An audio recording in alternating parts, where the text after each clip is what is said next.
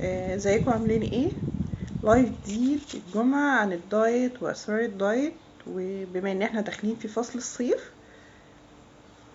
وعايزين نعمل طبعا فورمة الساحل. الناس اللي مسافرة مسافر هنسافر يا رب نسافر. ازاي نخس من غير دايت؟ استنى بس الناس طيب تدخل وقولولي الصوت واضح ولا لا.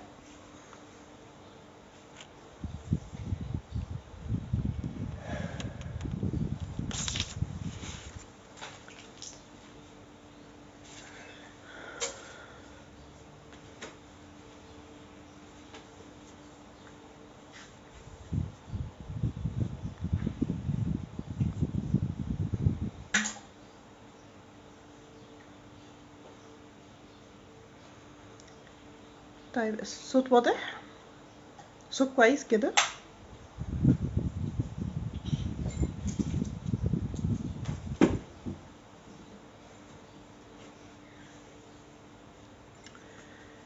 طيب الناس اللي عايزة تعمل فورمة الساحل، حاجة ناس كتير كده، يعني في ستات بتيجي تخش العيادة، بصي انا عايزة اخس بس انا مش بلتزم بدايت، مش بحب امشي على دايت. ما ينفعش ان انت تكتبي لي اكل وتجبريني ان انا اكله وهو ده. طب هو ايه اكل الدايت؟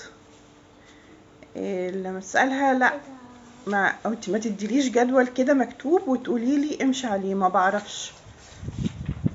احنا بقى النهارده جايين عشان نقول ازاي نمشي او نخس من غير ما نمشي على ورقه مكتوبه كده، بحيث ناس اللي هي ما بتعرفش تعمل دايت اصلا او ان هي ما بتلتزمش باي حاجه كده ممكن تمشي عليه وتخس برضه.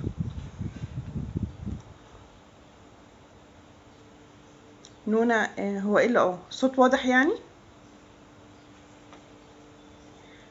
طيب اول حاجه عندنا الميه، لازم نشرب ميه كتير. الجو الحمد لله حرر، الناس بقى تبتدي تشرب ميه عشان ما نخشش في المشاكل بتاعه الجفاف والاملاح، ونيجي جنبنا وجعنا، عندنا حرقان في البول، الناس اللي بتكون حصوات، الناس اللي عندها مشاكل على طول املاح وحصوات في الكلى وبيجيلها التهاب متكرر في مجرى البول.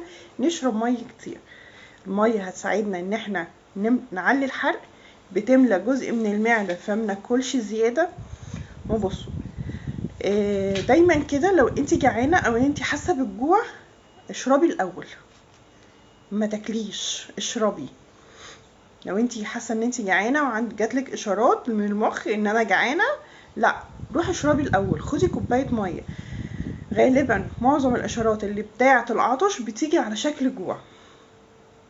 والله لو بعد انا ما شربت الميه لسه جعانه يبقى ده جوع حقيقي، لا الاحساس ده راح، يبقى دوت كان عطش وجاي في شكل جوع، فانا ما ينفعش ان انا اكل. انتي عايزه ميه، نشرب ميه كتير. ما ينفعش ان انا ما اشربش ميه واجي على اخر اليوم اروح شربالي 2 لتر، جسمك ما استفادش باي حاجه. لا احنا لازم نوزع الميه على مدار اليوم، كوبايه كل ساعه. احنا بنحسب الميه ازاي يا جماعه؟ بنحسب الميه اللي الجسم محتاجها ازاي؟ عدد الكوبايات اللي الجسم الميه محتاجها. قولوا لي بس بتتحسب ازاي في الكومنتات، واللي هتجاوب صح ليها جلسه هديه. المهم الميه تتوزع على طول اليوم، طول اليوم كوبايه كل ساعه. ال2 3 لتر اللي انا المفروض اخدهم، المفروض او عدد الكوبايات اللي انا المفروض اخدها يتوزع على مدار اليوم عشان جسمي يستفيد. في تركه دايما بقولها لهم عندي، ممكن تاخدي كوبايه ميه قبل الوجبه وكوبايه بعدها، هتلاقي نفسك في الوجبه ابتديتي تاكلي كميه قليله. فالميه رقم 1 عشان اتحكم في اي حاجه، لازم اخد كميه ميه كويسه. طيب تاني خطوه احنا بنعملها عشان نخدع العقل، watch your eat. لازم تراقبي انتي بتاكلي ايه. ورقه كده، بقول لهم هاتوا ورقه نكتب الفطار بتاعي كان ايه. خدت بعد الفطار وجبة خفيفة بكتبها، خدت الغدا بكتبه انا خدت ايه، خدت وجبة خفيفة تانية، خدت مثلا حلويات، خدت العشاء، خدت مشروبات، بكتبها. لقينا ان الطريقة دي لما انا بكتب وجباتي وبكتب كل حاجة انا اكلتها، بشوف الحاجات اللي انا ممكن استغنى عنها بطريقة تلقائية جدا. الناس ابتدت فعليا تستغنى عن الحاجات اللي هم يعني شايفين ان هي لا دي سعرات عالية وممكن استغنى عنها. طب انا ليه مثلا باخد دوت، ليه خدت هنا هوت شربت مثلا موز باللبن، طب انا ليه شربته، ما هو زيادة عن حاجتي. ساعات احنا بناكل ايموشنال، خارجه مع صحابي فلازم اكل معاهم، زعلانه، في ستات لما بتزعل بتاكل، عند فرحانه بتاكل. مجرد ان انا بكتب اللي انا اكلته وبشوف انا اكلت ايه وبحث، حتى الناس اللي بتحسب سعرات واحده واحده بتلاقيهم هم من نفسهم تلقائي، هتلاقي نفسك طبيعي ابتديتي تقللي من وجباتك اصلا وتقللي من اكلك، وتقدري ان انت تستغني عن الحاجات اللي انت مش عايزاها. فانت لو عملتي الجدول ده يوم في التاني اسبوع هتلاقي نفسك خاسه، حتى لو انت مش ماشيه على دايت. جربوا تعملوه يا جماعه، والله بجد جربوا تعملوه وبعتوه لنا على الصفحه، وشوفوا ايه الحاجات والحاجات اللي انتوا شايفين ان انتوا خدتوها زياده والمفروض ما كانتش تتاخد، اعملوها حتى عليها دايره كده باللون الاحمر. هتلاقي نفسك على اخر الاسبوع تلقائي انت من نفسك انت بتشيليها. يلا انا مستنيه الجداول بتاعتكم بتاعت الاسبوع، وقولوا لي هتعملوها ازاي. ماشي. طيب تاني حاجة او تالت حاجة كده، الوجبة بتاعتنا نخليها على قد ما نقدر وجبة متكاملة فيها كل العناصر، فيها نشويات، فيها بروتين، فيها خضار، وفيها دهون صحية. لو انا التزمت بمكونات الوجبة الاربعة دولت مش هحس بالجوع وهشبع بسرعة، وجسمي مش هيحس بالحرمان، فبالتالي هيترجمه بعد كده ان هو محتاج ياكل، فهتاكلي كل شوية. مجرد ان انا موقع جزء من الوجبة او مكون من المكونات الاساسية للوجبة، ده في حد ذاته بيدي اشارات للجسم ان انت داخل في حرمان. وخاصة النشويات يا جماعة، يعني احنا ثقافتنا في مصر او في البلدان العربية عامة ان العيش والرز المكرونة النشويات الصريحة دي ده جزء من الكالتشر بتاعنا، ده جزء من حياتنا اصلا، ما ينفعش ان انا استغنى عنه. دي اكلنا، ده طبيعة اكلنا. في حتة ان انا اشيله خالص من الوجبة او انا اوقع حاجة خالص من الوجبة، انا اقلل منه انما ما اشيلوش خالص. يعني مثلا دايت زي الكيتو ده انا بشيل فيه النشويات خالص، ده يعني صعب جدا. ولا دايت مش متوازن. معظم الناس اللي مشيت عليه فترة وبعد كده بقى بيجيلها شراهة للحلويات وشراهة للنشويات ورجعوا بيردوا، والحاجات دي الدايتس دي بترد تاني في الوزن بطريقة كبيرة، بطريقة عالية، ممكن ترجع كل اللي نزلته تاني في غمضة عين كده هوا. فعلى قد ما تقدري خلي الوجبة بتاعتك متوازنة، فيها نشويات، فيها بروتين، فيها دهون صحية، وفيها خضار. نبتدي ناكل بايه بقى؟ احسن حاجة ان انتي تبتدي تاكلي الاول السلطة لازم نعمل كده طبق كبير حلو كده، طبق سلطة حلو محترم، يبقى فيه 3 الوان، اخضر واحمر واصفر. ال3 الوان دولت لو موجودين فعليا كافيين جدا ان هما يشبعوكي ويملوا حجم كبير في المعدة، فبالتالي هصغري كميات الاكل اللي انتي بتاكليها. ماشي. ثم ناخد البروتين وبعدين النشويات. طيب لازم البروتين يبقى مشوي؟ لا مش مشوي. مين؟ احنا مش بنعمل دايت يا جماعه، احنا بنظبط اكلنا، بنظبط اللايف ستايل بتاعنا، بنظبط روتين حياتنا وروتين اكلنا بحيث ان احنا ما نحتاجش ان احنا نعمل دايت. حضرتك مش مطالبه ان انتي تعملي دايت، انتي ظبطي بس طريقه اكلك. مجرد دي ما بتظبط انتي هتخسي لوحدك من غير دايت ولا حاجه. طيب فمش لازم ناخد البروتين مشوي ولا مسلوق، مش اكل عيانين. هو ماشي انت عايزه تقليه مفيش مشكله نقليه، بس خلي بالك ان انت يعني ايه، حاولي على قد ما تقدري تصفيه من الزيت حلو، وبعدين ناخد النشويات. انت بقى لو خدتي الوجبه بالترتيب ده عبال ما توصلي للنشويات اصلا خلاص معدتك هتكون اتملت، هتاخدي معلقتين 3 رز وخلاص ولا مكرونه، وهتبقي خلاص على كده ساتيسفايد خالص. الطريقه دي بتفرق، بتفرق جدا، جربوها وقولولي هتفرق معاك ولا لا. حته ان انت تبتدي بطبق سلطه كبير مع كل وجبه بتفرق جدا جدا في الشهيه بتاعتك. ماشي. ايه تاني ممكن نعمله؟ الطبق بتاعنا نحط اكلنا كله في طبق واحد او نحطه حتى في اطباق صغيره.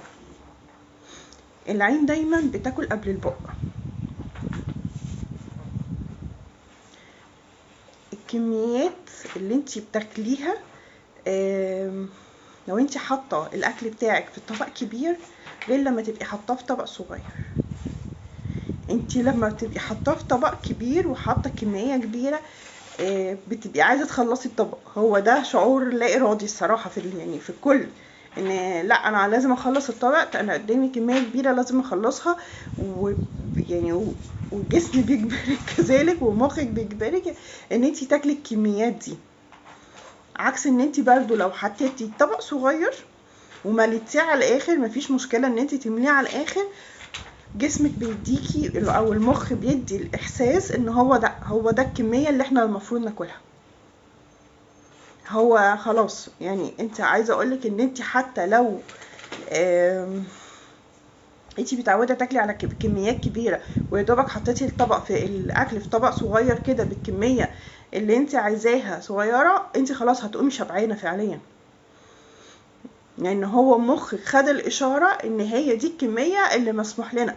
الطبق هو ده الطبق بتاعنا اللي مليان على الاخر، هو دوت اللي هيشبعنا.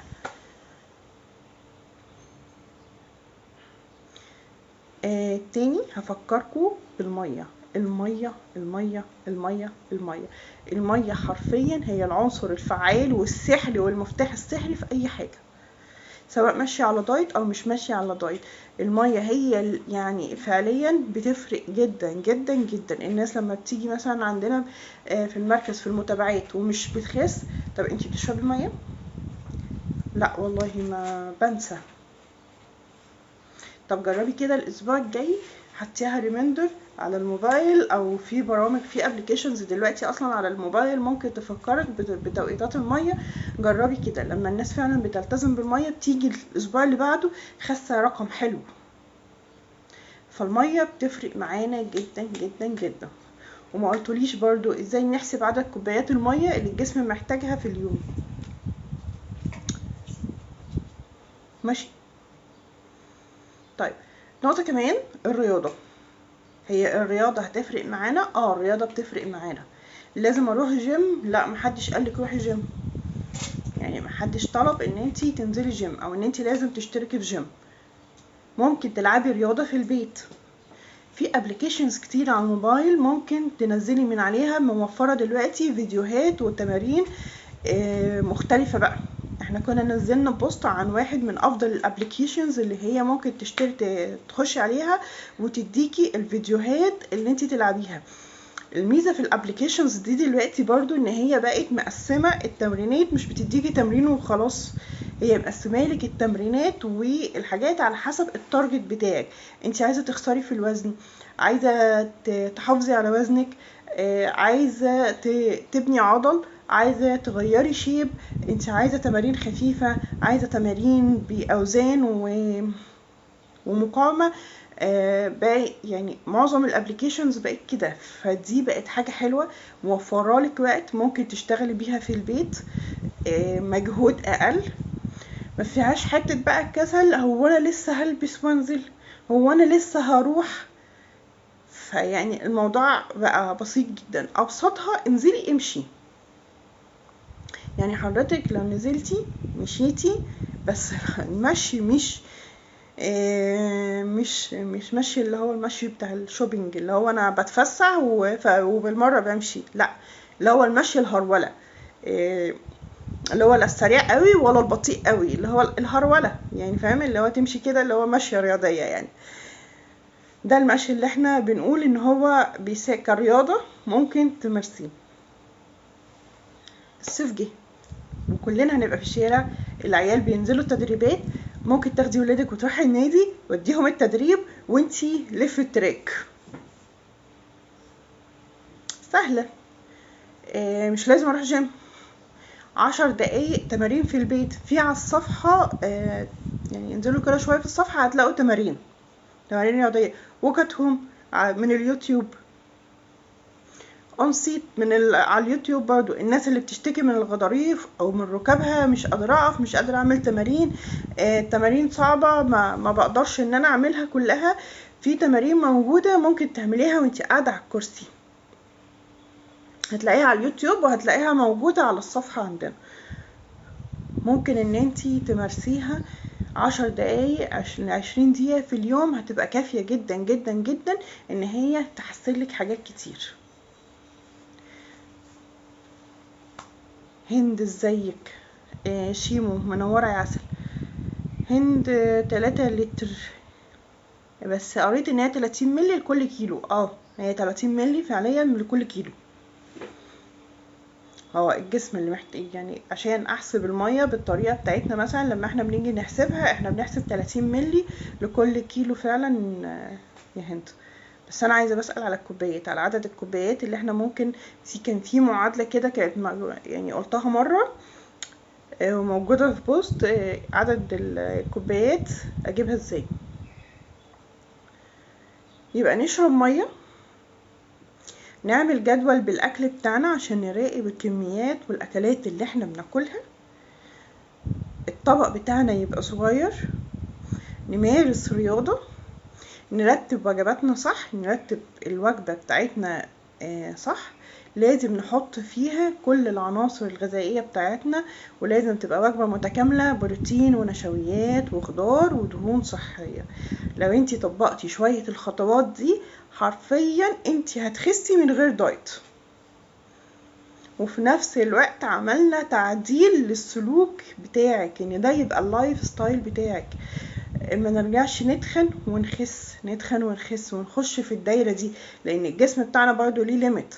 هنفضل نتخن ونخس نتخن ونخس، هتيجي مرة هتطلعي الطلعة مش هتنزليها.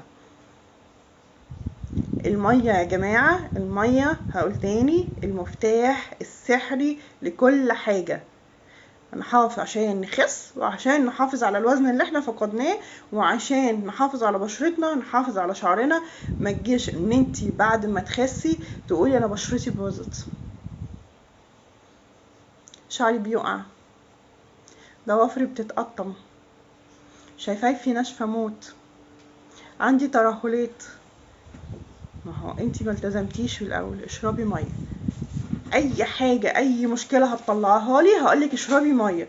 اشربي ميه الاول بالكميه اللي انتي محتاجاها، وبعدين نتفاهم ايه اللي ممكن يحصل.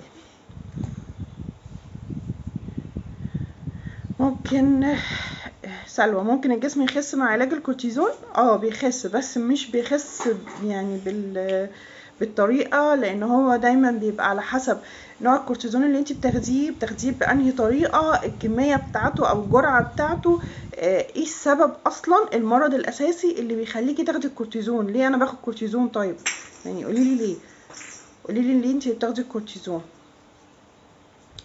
رضينا بنحسب المية حسب الوزن. بقى ازاي بقى؟ ازاي؟ هاتيلي المعادلة بتاعت الوزن دي. تمام كده. دي الخطوات اللي احنا نقدر نمشي عليها في عشان نخس. الناس اللي هي بتكره تعمل دايت، مش عايزة تمشي على نظام، ما بتعرفش تمشي على نظام، وخاصة مع الجلسات. لما تيجي واحدة عايزة تعمل جلسات بس مش عايزة تعمل دايت، او هي وزنها حلو فعندها بس وزبوزة كده زيادة شوية، عندها بطن عالية شوية، طيب حضرتك لازم تحافظي على وزنك.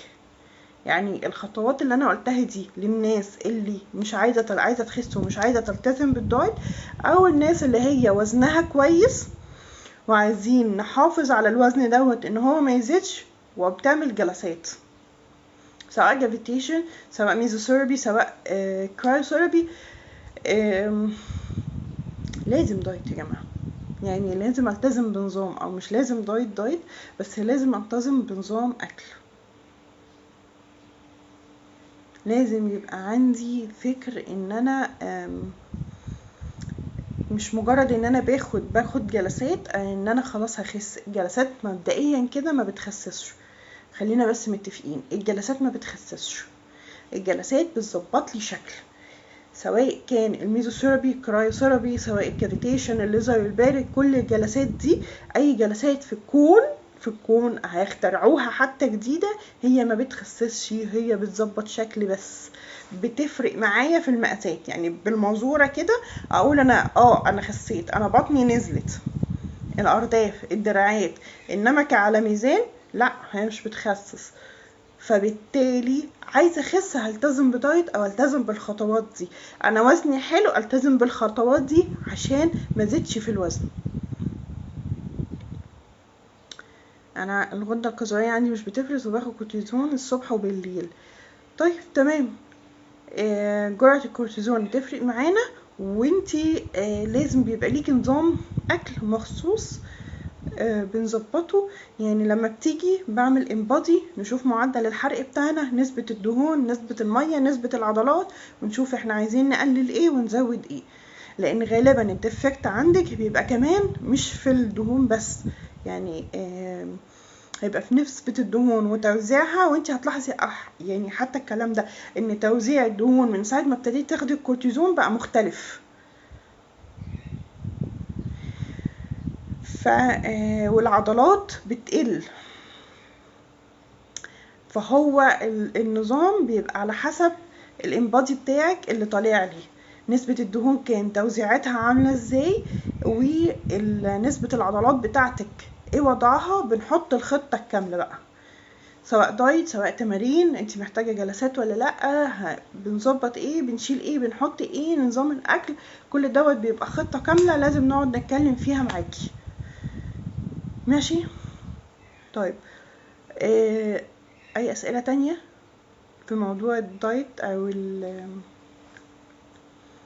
زي ما اتفقنا؟ نشرب ميه كتير، ناكل في طبق صغير، نرتب الوجبة بتاعتنا ونبتدي بطبق السلطة الحلو بتاعنا، ولازم يبقى فيه 3 ألوان، احمر واخضر واصفر.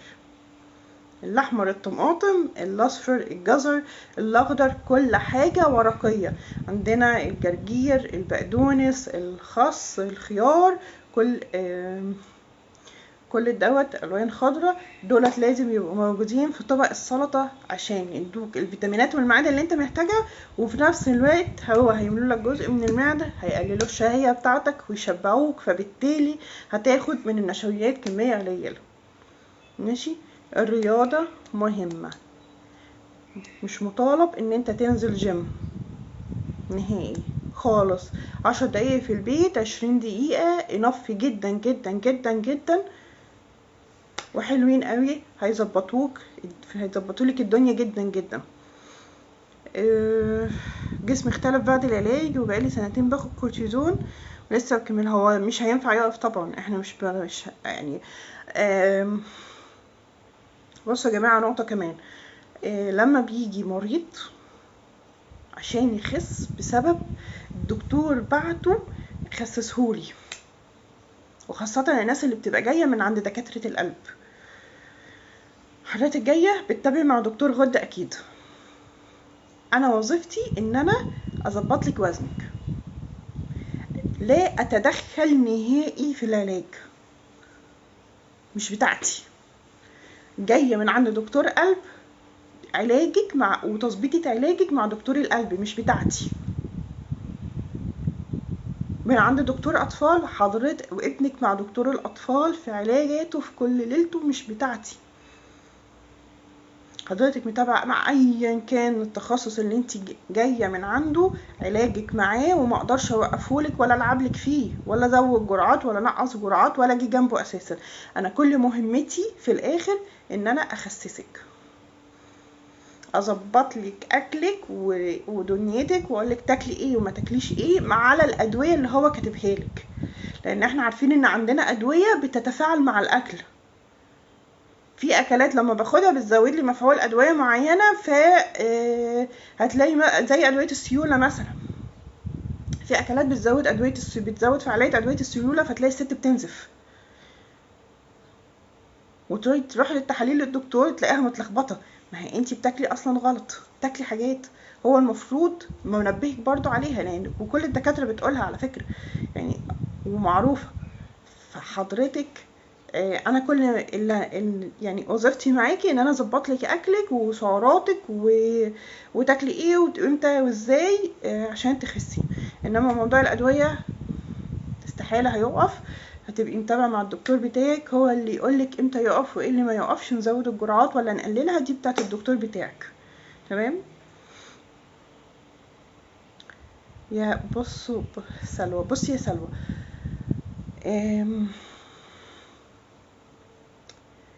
في ناس كتير وممكن تلاقيهم حاضرين اللايف، يعني كان مش يعني في واحدة انا منساهاش خالص، من سنين كتير كده كانت دخلت العيادة. بصي انا واقعة في مصيبة. انا هي وزنها عالي جدا ومش عارفة تخس، وانا عندي الغدة، وكل الناس قالت لي انتي مش هتخسي، بتوع الغدة ما بيخسوش. طب مين يا ست الكل اللي قالك؟ انا رحت كذا دكتور وفلان وفلان وفلان وقال لي انتي مش هتخسي، انتي هتفضلي زي ما انتي. وبصي من الاخر انتي اخر امل ليا. انا يعني انا عارفه انا جايالك وهسمع الكلمتين دولت، بس انا خلاص تعبت، ظهري ما بقيتش قادره اقف، ما بقيتش بقوم بشغل البيت، على طول قاعده على الكرسي، ما بتحركش من كتر الالم اللي جسمي فيه. طب يا ست الكل بتاخدي علاج الغده؟ كنت باخده، وبعدين بقى خلاص هاخده ليه، بلخبط فيه، مش فارق معايا، ما انا في اعداد الاموات والله يعني بصوا انا بقول لكم بنفس الكلام، لان الحاله دي ما انساهاش.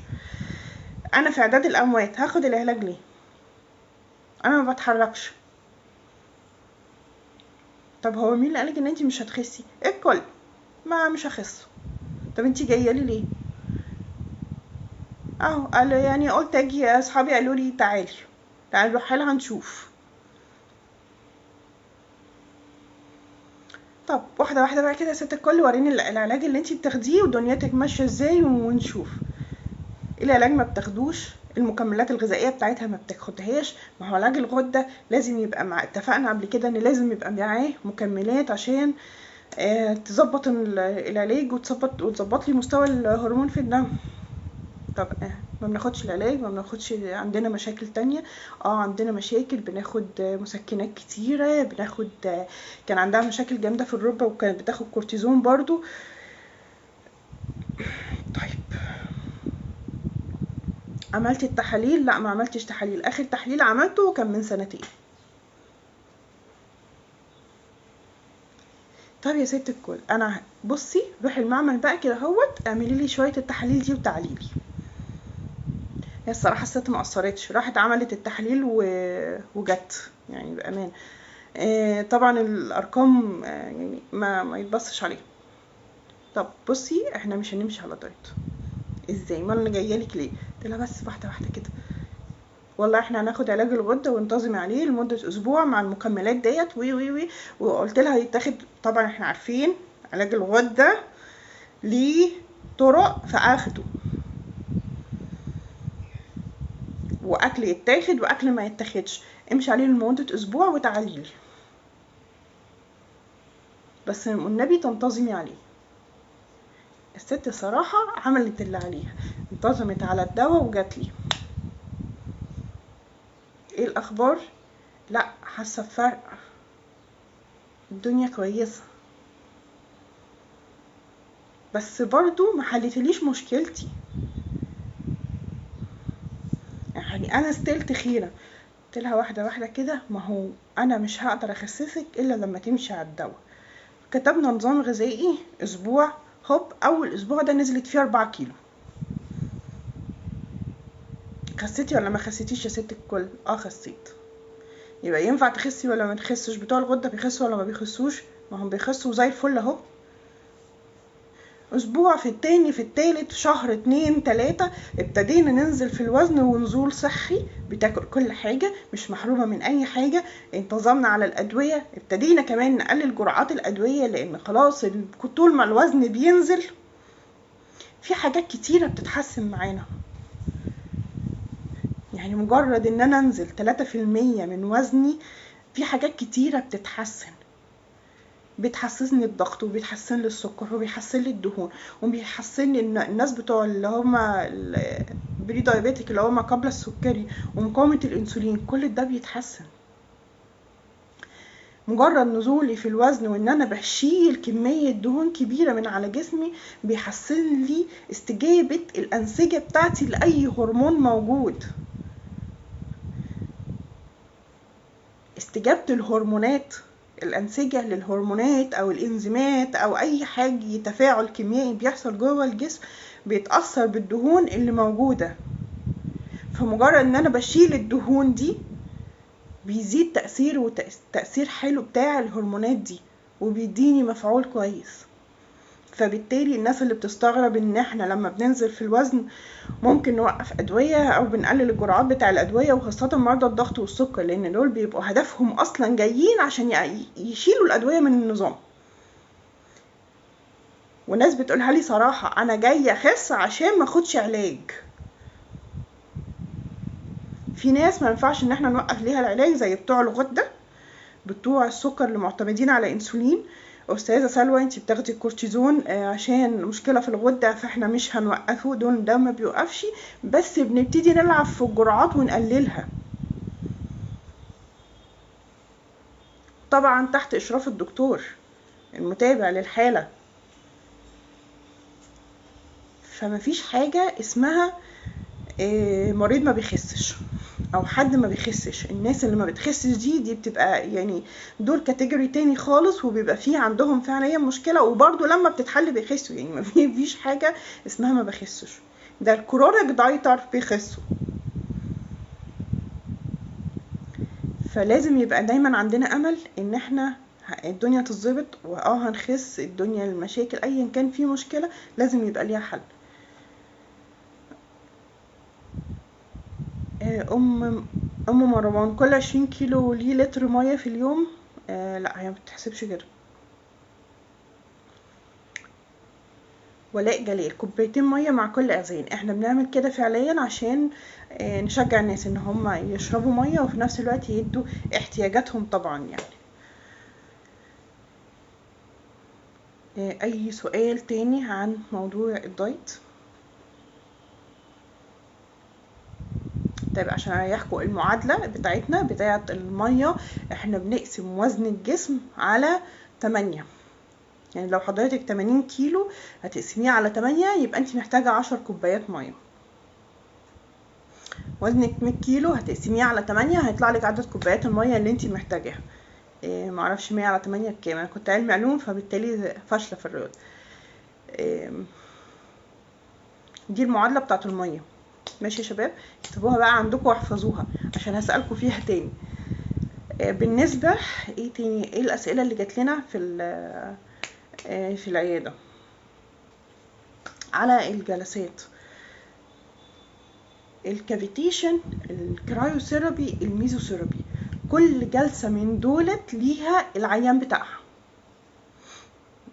يعني في ممنوعات لجلسات الكافيتيشن، في ممنوعات لجلسات الكرايو، في ممنوعات لجلسات الميزوثيرابي.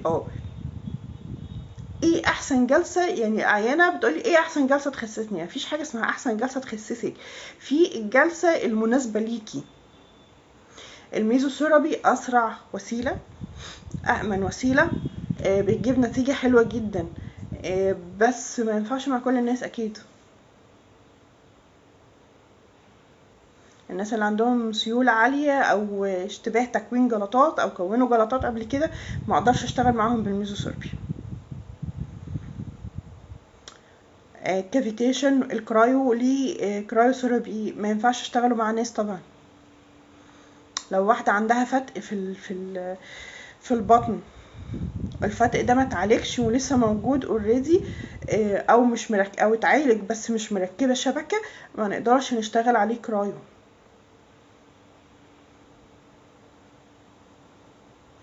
فما فيش حاجة اسمها اسرع جلسة او احسن جلسة. الجلسة اسمها الجلسة المناسبة ليا عشان اجيب نتيجة احسن. تمام. تاني سؤال، الفرق بين التقشير والديرما بين التفتيح او الميزوثيرابي التفتيح. لا، ده حاجة وده حاجة. التقشير انا لو عندي تصبغات جامدة قوي، تصبغات عميقة، بنعمل تقشير بحيث ان انا بشيل طبقات كتير مرة واحدة وتديني درجة تفتيح كويسة.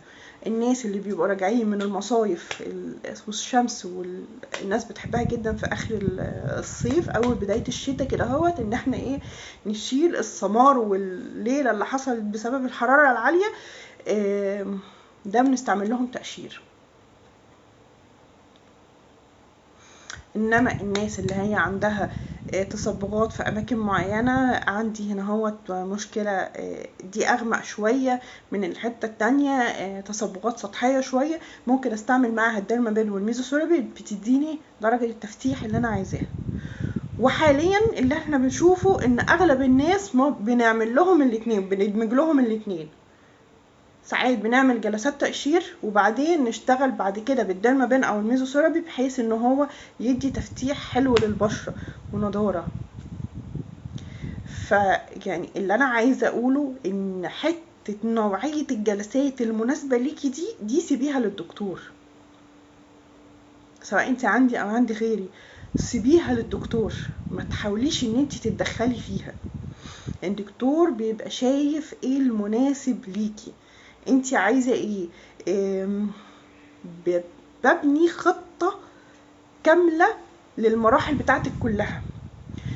انا النهاردة هشتغل مثلا هشتغل جلسة تقشير، نمهد البشرة، نشيل كل الطبقات، نشيل الجلد الميت، وبعدين الجلسة التانية نشوف والله لو النتيجة حلوة وعجباني وزي الفل هنشتغل ديرمابين مثلا او ميزوثيرابي. لا، ممكن هنحتاج جلسة تقشير تانية وبعدين نبقى نشتغل.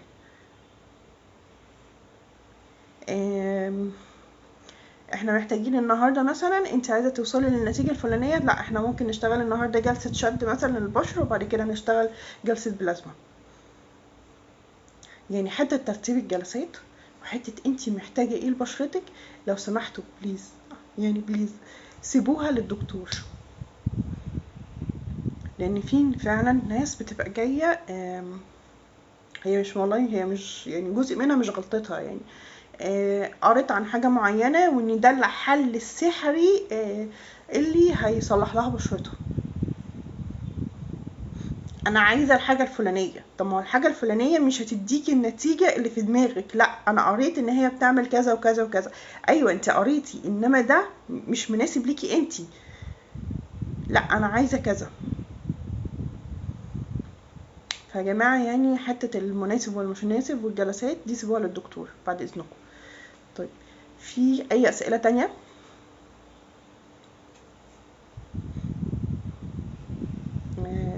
طيب، لو في اي اسئلة او اي استفسارات اكتبوها في الكومنتات، وقولوا لنا المواضيع اللي انتوا عايزين تتكلموا فيها، المواضيع اللي انتوا بتشغلكم، وهنتكلم عليها بالتفصيل سواء في اللايف او نعمل بوستات او فيديوهات مخصوصة ليها.